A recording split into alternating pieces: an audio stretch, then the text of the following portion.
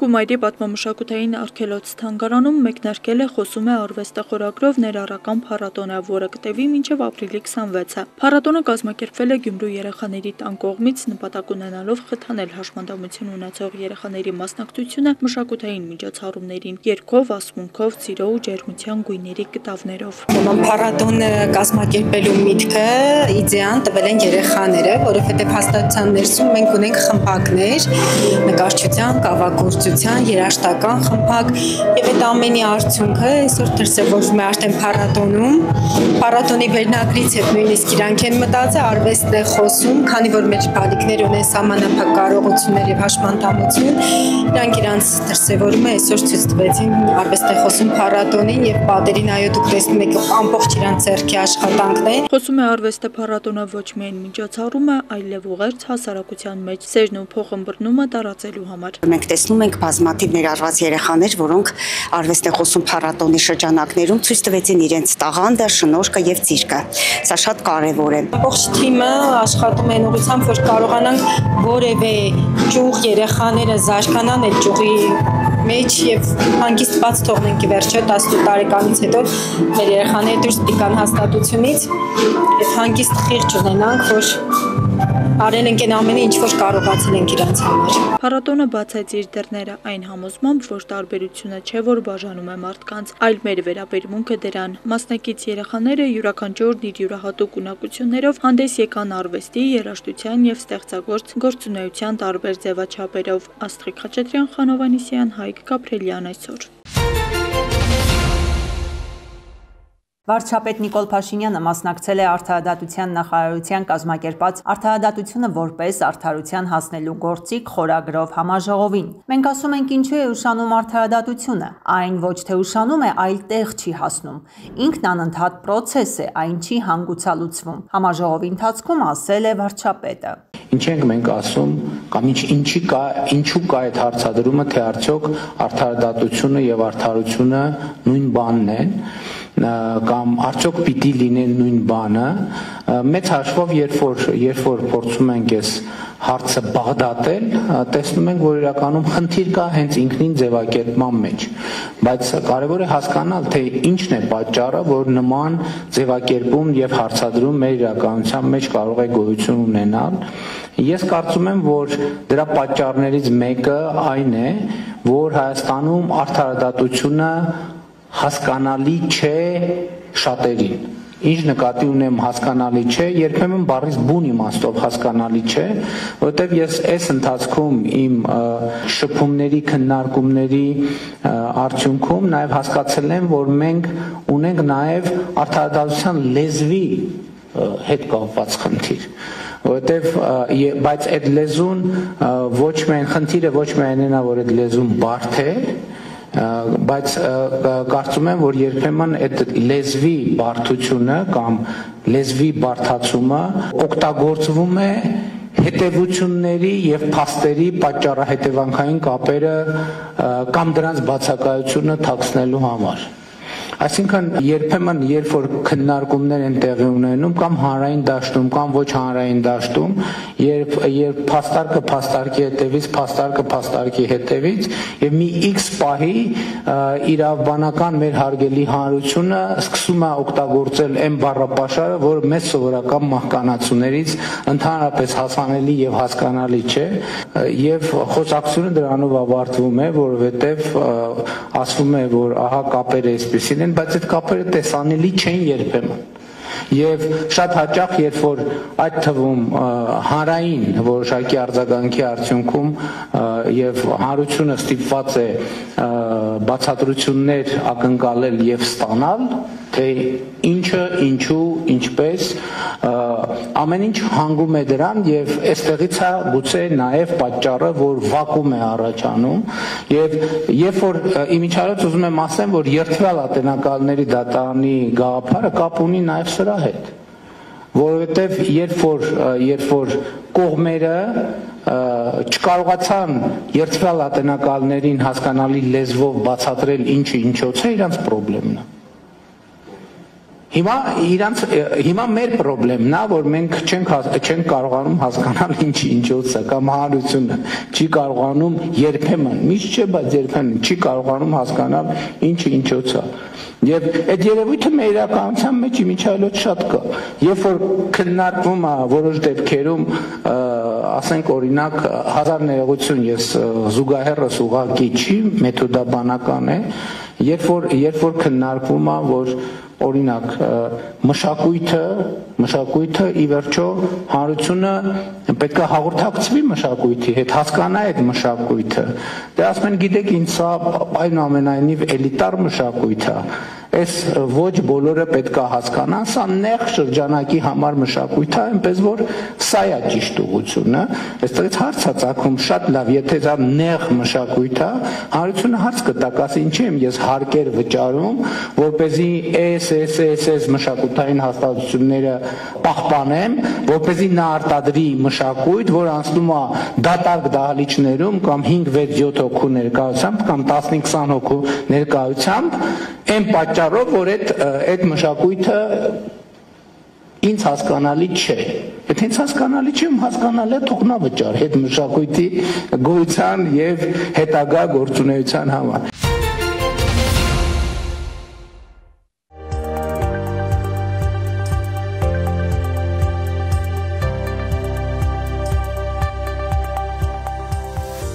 Ազգային ժողովի նախագահ Ալեն Սիմոնյանի գլխավորած պատվիրակությունն աշխատանքային այցով Ռուսաստանի Դաշնությունում էր։ Պետերբուրգում մեր երկրի խորհրդանի ղեկավարը նախ մասնակցեց ԱՊՀ միջխորհրդարանական վեհաժողովի խորհրդի, ապա 58-րդ լիագումար նիստի աշխատանքներին, որին հաջորդեց նաև հայրենական մեծ պատերազմի հաղթանակի 80-ամյակին նվիրված հանդիսավոր նիստը։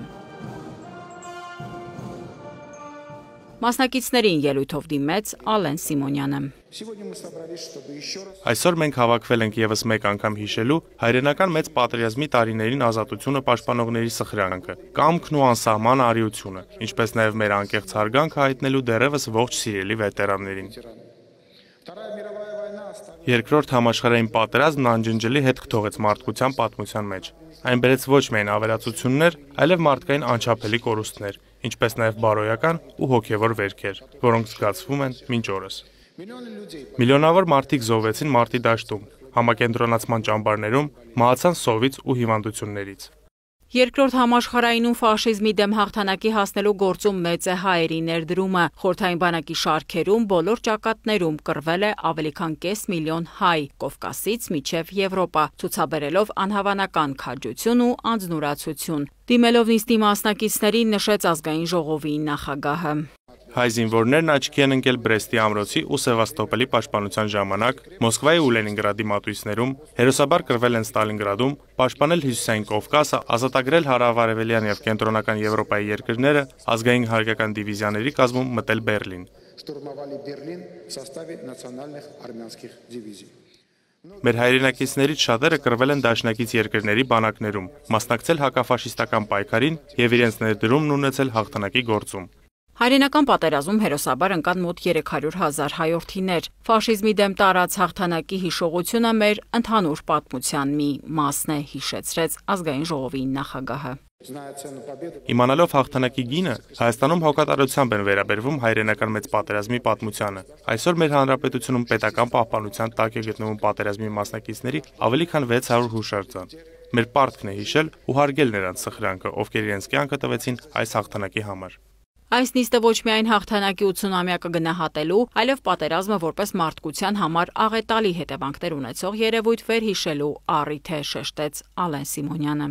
Վերջին տասնամյակների հակամարտություններն ունեցել են հետևանքներ, որոնք դուրս են անմիջականորեն ներգրավված երկրներից եւ տարածաշրջաններից։ Դրանց ազդեցությունը սկսած հումանիտար ճգնաժամերից մինչև քաղաքական անկայունություն ներգործում է գրեթե ամբողջ մարդկության վրա։ Հայաստանը միշտ դեմ է ցանկացած տեսակի էսկալացիաների եւ վերահաստատում է իր դիրքորոշումը ռազմական գործողությունների դադարեցման, խաղաղ բնակչության վրա հարձակումները կանխելու եւ խնդիրները քաղաքական դիվանագիտական միջոցներով լուծելու հարցում։ Մեր երկրի ազգային ժողովի նախագահը հանդիսավոր նիստին ելույթն ավարտեց հետևյալ ձևակերպմամբ։ Ցանկանում եմ շնորհավորել հայրենական մեծ պատերազմի եւ երկրորդ համաշխարհային պատերազմի բոլոր վետերաններին գալիք տոնի առթիվ։ Թող հավերժ լինի կռվածների հիշատակը եւ պահպանվի մեզ թողած խաղաղությունը։ Շնորհակալություն ուշադրության համար։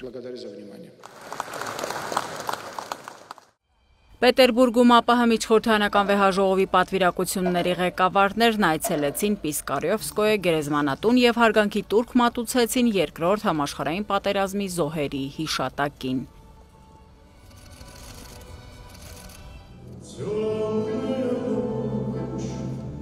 Մինչ Հայաստան վերադառնալը Պետերբուրգում Ալեն Սիմոնյանն ու խորհրդարանականները մասնակցեցին նաև հայրենական մեծ պատերազմի հաղթանակի 80-ամյակին նվիրված հոբելյանական համերգին։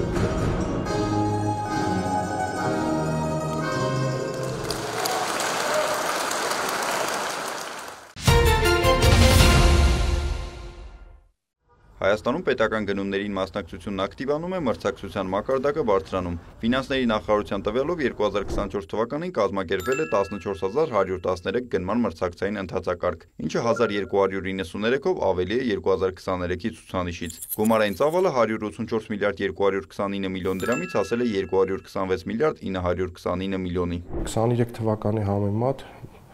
24 թվականին մասնակից ընկերությունների թվականակը ավելացել է 160-ով, կազմելով 2050, իսկ հաղթողների քանակը ավելացել է մոտ 125 ընկերություններով, կազմելով 1400 ընկերություններ։ Միջին մասնակցության առումով ևս բարելավում ունենք, եթե 23 թվականին 2.4 էր միջին մասնակցությունը, ապա 24 թվականին միջին մասնակցությունը կազմել է 3։ Որն է պետական գնումներում բիզնեսի ակտիվացման պատճառները, մանրամասնում է Սերգեյ Շահնազարյանը։ Այդ 2.4-ը որ բարձրացել է 3, կարծում եմ այդ վստահության նաև աճն է, որ մարդիկ սկսում են մասնակցել այս ընթացակարգերին։ Պետական գնումներում բավական ակտիվ է նաև Արմեն Սարգսյանի ընկերությունը։ Նշում է, մրցակցությունը տարեստարի ավելի է մեծանում, եւ այս ոլորտը գրավիչ է դարձել բիզնեսի համար մի քանի պատճառով։ Առաջին հերթին օրենսդրությունն է շատ պարզ եւ մասնակցության քայլերը հեշտ են։ Այսինքն, եթե դու բիզնեսմեն ես, դու ընդամենը գնումների համակարգողի հաստիք ունենալով, որևէ այլ խնդիր չունենալով կարող ես մասնակցել։ Եվ մասնակցության իրավունքն է ել ավելի հեշտացվել։ Օրինակ, եթե նախկինում ասում ենք փորձառություններ պետք է ունենանք, ֆինանսական միջոցներ, աշխատանքային ռեսուրսներ, տեխնիկական միջոցներ, լիցենզիաներ համապատասխան, ապա այս պարագայում ստացվում է, որ 90-ից ավել տոկոս դեպքերում նվազագույն գնային առաջարկով հաղթող է ճանաչվում։ Այսինքն սրանով դարձավ, որ ազատականացվեց շուկան։ Նույնիսկ 5 րոպե առաջ բացված կազմակերպությունը իրավունք ունի մասնակցելու մրցույթին։ Նախորդ տարի գործարարի ընկերությունը մասնակցել է 30-ից ավելի մրցույթների, հաղթող ճանաչվել մոտ 20-ում։ Պետության տեսանկյունից շատ կարևոր է մրցակցության մեծացումը, քանի որ մրցակցության մեծացման պատճառով էլ գնային գինը բնականաբար իջնում է, ինչքան մեծ մրցակցություն այնքան ցածր գին։ Մրցակցության բարելավումը նկատել է նաև գնումների հաշվետվություններն ուսումնասիրող հասարակական կազմակերպությունները։ Բավական բարձր մրցակցություն է եղել շինարարական աշխատանքների ձեռքբերման մրցույթներում, հատկապես Երևանի քաղաքապետարանի եւ 2024 թվականի դեպքում նաև Երևանի ֆիզիկայի ինստիտուտի կազմակերպած մրցույթներում։ Այս միտումը բարելավում է դեպի ցույց տալիս։ Ուշագրավ է երկու ժամանակաշրջաններում ներքին գործերի նախարարության իրականացած գնումները 2023 թվականին շուրջ 1.3 միլիարդ դրամի գնում է իրականացվել վկայականների եւ անձնագրերի ձեռքբերման համար, իսկ հա 2024 թվականին նույն կառույցի կողմից իրականացվել է գնում մեքենաների ձեռքբերման առումով։ Սա թերևս, այսպես ասած, պետք է իրականացվել մրցակցային ընթացակարգերով։ Մեկ անձից ձեռքբերումներն ըստ Արմենուհի Բուրնազյանի գլխավոր հարցերից մեկն է, որը պետք է հնարավորինս նվազեցնել։ Եթե առանձնացնենք, մոնոպոլիաները, հանրային կազմակերպություններից իրականացվող գնումները, ապա հրատապ մեկ անձ ընթացակարգով հիմնական ճանապարհների նորոգման, շինարարական աշխատանքների ձեռքբերման պայմանագրեր են կնքվել։ Նախորդ տարի նաև Լոռիում եւ Տավուշում ջրհեղեղներն էր պետությանը ստիպել արագ գործել եւ ֆորս մաժորի պայմաններում մեկ անձից գնումներ կատարել, նկատում են մասնագետները։ Ըստ Սերգեյ Շահնազարյանի, էական բարելավումներ կան մեկ անձից գնումների առումով։ 2024-ին ամենաակտիվ գնումներ կատարած պետական մարմիններն են տարածքային կառավարման եւ ենթակառուցվածքների նախարարությունը 67 միլիարդ դրամ, տարածքային զարգացման հիմնադրամը 31.9 միլիարդ եւ քաղաքաշինության կոմիտեն 26.6 միլիարդ դրամ։ 2024-ին բացառիկության հիմքով կատարված մեկ անձից գնումները կազմել է 5%, որը որ 23 թվականի նկատմամբ նվազել է 1.4%-ով, իսկ հրատապության հիմքով պայմանավորված մեկ անձից գնումները, եթե 23 թվականին եղել է 6%, ապա 24 թվականին այդ ցուցանիշը նվազել է կազմելով 3.6%։ եւ դրան զուգահեռ նաեւ ավելացել է մրցակցային գնումների ցուցանիշները։ Եթե 23 թվականին դա եղել է մոտ 87%, ապա 24 թվականը մենք ամփոփել ենք արդեն մոտ 92%։ Մենք հիմա ձգտում ենք աշխատանքներ տանել ավելի նվազեցնելու ուղղությամբ։ Գնումներին մասնակցող ընկերության տնօրենը երկու խնդրի վրա է ոլորտը կարգավորողների ուշադրությունը հրավիրում։ Առաջինը դեռևս որոշ դեպքերում պահպանվում է թղթային տարբերակով գնումները, որը սուբյեկտիվության տարրեր է պարունակում։ Ամբողջությամբ թվային դարձնելը խնդիրը կկարգավորի։ Երկրորդ խնդիրը մեկ այլ տնտեսվարողի կողմից հակամրցակցային դրսևորումն է, որին ականատես են եղել էլեկտրոնային աճուրդի ժամանակ։ Ենթադրենք 100 միլիոնանոց մրցույթի մեջ ինչ որ մեկը գրում է 99 միլիոն։ Մյուսը գրում է պատրաստվում էր գրել 75 միլիոն, բայց ինչ-ինչ պատճառներով երկրորդ կազմակերպությունը գրում է 8 միլիոն, որը արդեն ակնհայտորեն անհնարինության դաշտից է։ Այս պարագայում այն 75 միլիոն դրամ, ով պատրաստվում էր գնային առաջարկ ներկայացնել, նա այլևս այդ հնարավորությունը կորցրել է։ Մրցույթի արդյունքում ստացվում է, որ առաջի տեղ զբաղեցրած 8 միլիոն գնային առաջարկ ներկայացրած մասնակցին մենք պետք է ճանաչենք հաղթող, բայց պարզվեց, որ հայտի ապահովում ենթադրենք թե չունի ու մրցույթն է չեղարկում։ Եթե տվյալ պարագայում յուրաքանչյուրն իր գինը առաջարկելու հնարավորություն ունենար, ապա անհավանական ցածր գին առաջարկողն այլևս շարժարիչ չէր ունենա, նշում է Սարգսյանը։ Սակայն այս դեպքում մրցույթը չեղարկվել է եւ պատվիրատուն ժամանակի սղության պատճառով երկրորդ մրցույթ չի իրականացրել, ստիպված գնալով մեկ անձից գնման։ Ֆինանսների նախարարության գնումների քաղաքականության վարչության պետը նկատում է, հնարավոր են նման խնդիրներ, խորքային վերլուծություններ են արվել եւ առաջիկայում փոփոխություններ կլինեն, որոնք կբացառեն այդպիսի հարցերը։ Սերգեյ Շահնազարյանը կարևորում է նաեւ, որ պետական գնումներում բավական ակտիվ է փոքր ու միջին բիզնեսը, քանի որ մինչեւ 25 բիլիոն դրամանոց գնումների մրցույթներում չկա բանկային երաշխիքի անհրաժեշտություն եւ ավելի հեշտ է։ Կազմակերպությունները այստեղ ավելի մեծ ուսումնասիրության դաշտ են ցանկանում տեսնել։ Ցավոք հաշվետվականության համակարգը ունի բաց, այնտեղ մատակարարները չեն դասակարգվում ըստ իրենց չափերի, կոնկրետ ՓՄԶ-ների առանձնացման որևէ մեխանիզմ չկա, եւ տարիներ առաջ 2023 թվականին իրականացվեց այդպիսի մի հետազոտություն USAID-ի կողմից եւ պարզվեց, որ ՓՄԶ-ների մասնակցությունը այնքան էլ վատ ցուցանիշներ չի գրացում։ Որոշակիորեն ավելացել է նաեւ բողոքները գնումներից, սակայն ընդհանուր պատկերում ըստ Սերգեյ Շահնազարյանի թիվն այնքան էլ մեծ չէ։ Ավելացված 1293 ընթացակարգով զուգահեռ բողոքներն ավելացել են 69-ով։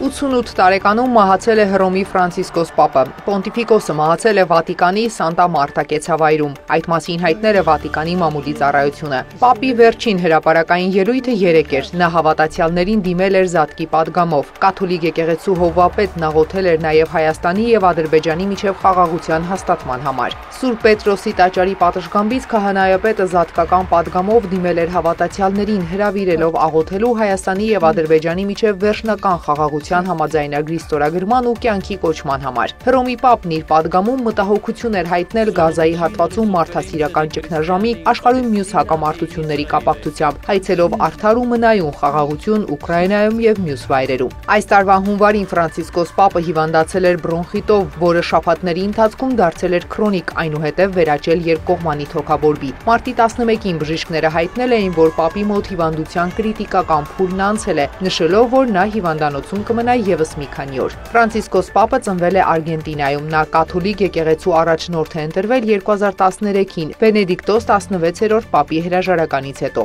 Աշխարհի տարբեր երկրների առաջնորդներ, բարձրաստիճան պաշտոնյաներ ցավակցություն են հայտնել Պոնտիֆիկոսի մահվան կապակցությամբ։ Նրա ամբողջ կյանքը նվիրված էր Տիրոջը եւ նրա եկեղեցուն ծառայելուն։ Նա մեզ սովորեցրել է ապրել ավետարանի արժեքներով, հավատարմությամբ, քաջությամբ եւ համընդհանուր սիրով, հատկապես ի նպաստ ամենաաղքատների եւ ամենաանպաշտպաններին, նշել է Նորին Սրբություն կարդինալ Ֆարելը։ Հռոմի Ֆրանցիսկոս Պապը պարբերաբար իր աղոթքներում անդրադարձել է Հայաստանին խաղաղության հաստատման կարևորությանը։ 2015 թվականի ապրիլի 12-ին Վատիկանի Սուրբ Պետրոսի տաճարում Ֆրանցիսկոս Պապը կիրակնօրյա պատարագ էր մատուցել հայոց ցեղասպանության զոհերի հիշատակին, որի ընթացքում նա օգտագործել էր 20-րդ դարի առաջին ցեղասպանություն ձևակերպումը։ 2016 թվականի ամռանը Ֆրանցիսկոս Պապն այցելել էր Հայաստան պաշտոնական եւ հոգեվոր այցով, ինչը նշանավորվել էր մի շարք կարևոր արարողություններով ու ուղերձներով։ Հետագա տարիներին Ֆրանցիսկոս Պապը շարունակել է ուշադրություն դարձնել տարածաշրջանի զարգացումներին։ Նա իր աղոթքներում անդրադարձել է Լաչինի միջանցքի փակման հետևանքով առաջացած հումանիտար ճգնաժամին, Լեռնային Ղարաբաղի կրոնական ժառանգության պահպանմանը եւ այլն։ Ռուսաստանում եւ Ուկրաինայում Միացյալ Նահանգների հատուկ բանագնաց Քիթ Քելոգը հայտարարել է, որ նախագահ Դոնալդ Թրամփի թիմն այս շաբաթ կմեկնի Լոնդոն Ուկրաինայի հարցով հրադադարի շուրջ բանակցությունների համար։ Նա սակայն ընդգծել է, որ ՆԱՏՕ-ին Ուկրաինայի անդամակցության հարցը քննարկումների սեղանին չէ։ Նախագահ Թրամփն ավելին է արել այս 90 օրվա ընթացքում այդ պատերազմը լուծելու համար, քան նրանք արել են նախորդ 900 օրվա ընթացքում։ Նա իրավիճակը տեսնում է դեպի հանգուցալուծում, ասել է Քելոգը։ Բանագնացը հայտնել է, որ օգտակար հանածոների հետ կապված գործարքը համապարփակ հրադադարի եւ խաղաղության համաձայնագրի մաս է կազմում։ Մենք լավ ուղու վրա ենք, որովհետեւ հոգնել ենք այն ամենից, ինչ տեղի է ունենում։ Աշխարհում շատ այլ խնդիրներ կան, որոնցում պետք է ներգրավի Միացյալ Նահանգները, եւ այս պատերազմը շատ երկար է շարունակվում, բայց կարծում եմ, որ կա հնարավորություն այն ավարտելու, հայտարարել է Քելոգը։ Լոնդոն են մեկնելու նաեւ ԱՄՆ նախագահի հատուկ բանագնաց Սթիվեն Ուիտկոֆը եւ պետքարտուղար Մարկո Ռուբիոն։ Լրատվամիջոցները գրում են, որ եթե Լոնդոնում խորհրդակցություններից հետո Վաշինգտոնի, Եվրոպայի եւ Կիևի դիրքորոշումները համընկնեն, Ուիտկոֆը կարող է մեկնել Ռուսաստան։ Ավելի վաղ ԱՄՆ նախագահ Դոնալդ Թրամփը հույս է հայտնել, որ ուկրաինական հակամարտությունը կարգավորելու գործարքը ձեռք կբերվի առաջիկա շաբաթվա ընթացքում։ Մեկնարկել է ԱՄՆ փոխնախագահի քառօրյա այցը Հնդկաստան, Ջեյդի Վենսը բանակցություններ կվարի Հնդկաստանի վարչապետի հետ։ Նախատեսվում է, որ Նարենդրա Մոդին եւ Վենսը կվերանային երկկողմ օրակարգում փետրվարին ձեռք բերված առաջընթացը, երբ Հնդկաստանի ղեկավարը Վաշինգտոնում հանդիպել էր նախագահ Դոնալդ Թրամփի հետ։ Վենսի ներկայիս այցը Հնդկաստան նրա առաջին պաշտոնական այցն է Հարավասիական Հանրապետություն որպես ԱՄՆ փոխնախագահ։ Թեհրանը դրական է գնահատում Իրանի եւ Միացյալ Նահանգների միջև Հռոմի բանակցությունների մթնոլորտը։ Իրանի արտաքին գործերի նախարար Աբբաս Արաղչին գրառում է կատարել X-ի միկրոբլոգում, հավելելով, որ զգուշավոր լավատես է բանակցությունների հեռանկարների առումով։ Հռոմում համեմատաբար դրական մթնոլորտը հնարավորություն է տվել առաջընթացի հասնել հնարավոր գործարքի սկզբունքների եւ նպատակների շուրջ, գրել է նա։ Ըստ Արաղչիի, իրանական կողմը բանակցությունների ընթացքում հասկացրել է, որ իրանցիներից շատերը կարծում են, որ 2015 թվականի Իրանի գործարքը, որը նաև կոչվում է գործողությունների համատեղ համապարփակ ծրագիր, այլևս բավարար չէ Իրանի համար։ Ավելի վաղ Օմանի արտաքին գործերի նախարարը Միացյալ Նահանգների եւ Իրանի միջև բանակցությունների երկրորդ փուլից հետո հայտարարել է, որ բանակցային գործընթացը թափ է հավաքում եւ հնարավոր է դարձնում նույնիսկ անհավանականը։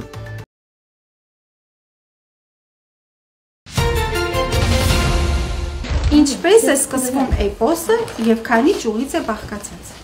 Էպոսը բաղկացած է 4 ճյուղերից՝ Սանասեր եւ Բաղդասար, Մեծ Մհեր, Սասունցի Դավիթ եւ Փոքր Մհեր։ Էպոսը սկսվում է նախագիծով։ Ազգային գրադարանային շաբաթի շրջանակում Գեղարքունիքի մարզային գրադարանում անցկացնում են վիկտորինա, մասնակցում են Գավառի համար 3 եւ 5 հիմնական, Կարմիր գյուղի համար 1 միջնակարգ դպրոցների աշակերտները եւ ներկայացնում Սասնա ծռեր էպոսը, հավերժական գիտելիք եւ նախնիների սրբազան պատմություն խորագրով միջոցառումը բացվում է էպոսի մասին զեկույցներով, դպրոցականներն էլ լսարանին հիշեցնում են բազմաթիվ մանրամասներ էպիկական հերոսների եւ նրանց գործողությունների վերաբերյալ։ Սա ոչ միայն մեր էպիկական մտածողության գագաթնակետն է, այլև մի ստեղծագործություն, որը դարեր շարունակ պահպանել է հայ ժողովրդի հերոսական ոգին, արդարության ձգտումը եւ հայրենասիրությունը։ Մեր էպոսը ձևավորվել է վաղնջական ժամանակներում, առնվազն պալեոլիթի դարաշրջանում, այն հին աշխարհի աշխարհաճանաչողական, կրոնական համակարգի, տիեզերակարգ եւ դիցավեբ աշխարհարարման մասին, որ ձևավորվել է քրմական տաճարում։ Այսօր արդեն ապացույցներ կան, որ այն համարվում է բոլոր էպոսների մայր պատումը։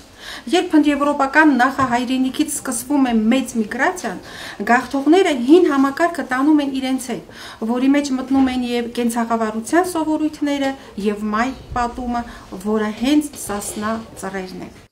Վիկտորինան գիտելիքների փոխանակման, գրադարան, դպրոց ընթերցող կապի ամրապնդման եւ հայ ժողովրդի ինքնությունը ներկայացնող բանահյուսական արժեքներին անդրադառնալու եւս մեկ առիթ է։ Դպրոցականներն ամիսներ շարունակ ուսումնասիրել են էպոսը, անգիր արել եւ բեմադրել են իրենց դուր եկած հատվածները։ Որ դու ասի Սասուն քարեր, քարեսան սուն եք զարկել։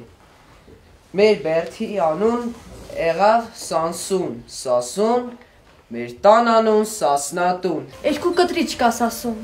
Սանասարի քաջության ձեն նորելավ, օսք ու զրույց գնաց հասավ պղնձե քաղաք։ Աղջիկ դիմացավ այս բանն ասաց. Էնամարդու անուն կտրիչ է։ Ես էլ օր ցուղթ պիտի ուղարկեմ։ Ընգա, ես հավանիմ զեն առնեմ։ Միջոցառում ուներ ուսուցողական բնույթ եւ շատ լավ կլինի, որ նման միջոցառումներ շատ կազմակերպվեն։ Քանի որ էպոսը ժողովրդի մշակույթի հետ է սերտված, կապված, այդ իսկ պատճառով ես յուրաքանչյուրին հորդորում եմ կարդալ, մանուկ թե մեծահասակ կարդալ, ընթերցել էպոսը։ Աշակերտների պատասխանները գնահատում եւ նոր տեղեկություններով լրացնում են մրցատյանի անդամները, ու թեև Վիկտորինան ենթադրում է մրցակցություն, սակայն հաղթում են մասնակից բոլոր աշակերտները, աչքի ընկնելով Սասնա ծռեր էպոսի իմացությամբ։